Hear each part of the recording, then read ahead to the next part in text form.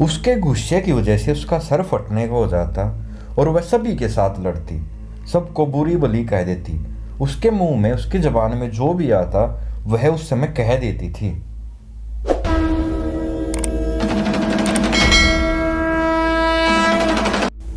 कहानी स्टार्ट होती है संजी नाम की एक महिला से, जो अकेली रहती थी।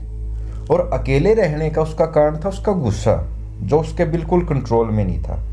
उसके गुस्से की वजह से उसने अपने सभी रिश्तेदारों के साथ, सभी पड़ोसियों के साथ, सभी के साथ बिगाड़ रखी थी, क्योंकि वह बिल्कुल मुंह फट हो रखी थी। गुस्से के कारण उसके मुंह में जो भी आता वह बक देती थी, सभी को बुरी भली कह देती थी और बाद में पछताती भी थी। बट उस पछताताप का कोई फायदा नहीं होता था।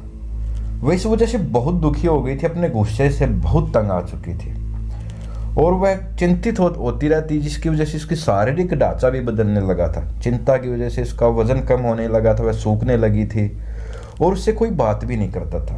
वह अपने गुस्से की वजह से बहुत ज़्यादा परेशान थी और वह सोचती रहती कि मैं इस गुस्से का क्या करूं।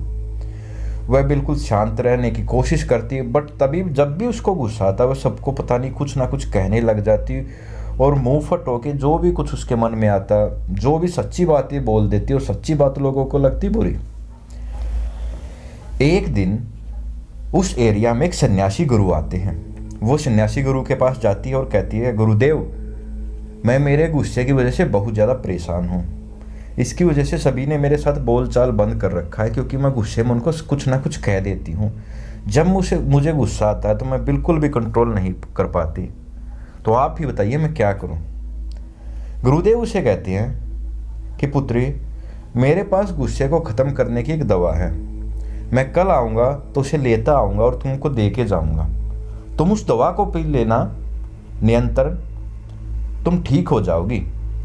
अगले दिन गुरुदेव उसे दवा की एक शीशी देते हैं और कहते हैं कि बेटी, इस दवा को इसी शीशी से पिया जाता है। जब भी तुम्हें गुस्सा आए तो तुम इस दवा को पी लेना और तब तक पीते रहना जब तक तुम्हारा गुस्सा शांत न हो जाए। मैं अगले हफ्ते आऊँगा तो तब मुझे बताना कि इस दवा ने कैसा काम किया। अब संजी गुरु की बात के हिसाब से ऐसा ही करने लगी। जब भी उसे गुस्सा आता वह उस दवा को पीने लगती और तब तक पीती रहती जब तक उसका गुस्सा शांत नहीं हो जाता।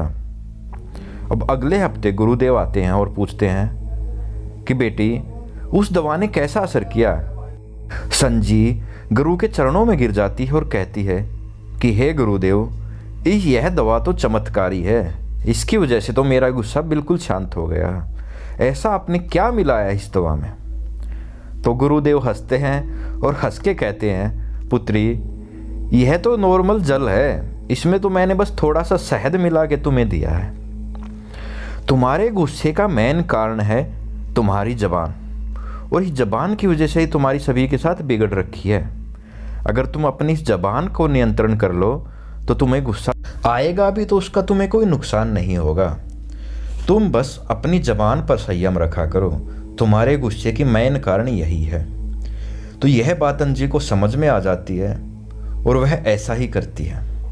आगे से वह समझ जाती है कि उसकी ज़बान ही मेन कारण है। गुस्सा तो उसको आता है, पर वह जब सबको सुनाती है तो वह तो उसकी ज़बान होती है। गुरुदेव सभी को समझाते हैं कि गुस्सा सभी को आ जाता है, पर उस गुस्से में कही गई बातें वापस नहीं ली जाती और बाद में हमें पछताना पड़ता है। इसलिए गुस्से के समय अब हमें अपनी ज़बान पर कंट्रोल रखना चाहिए।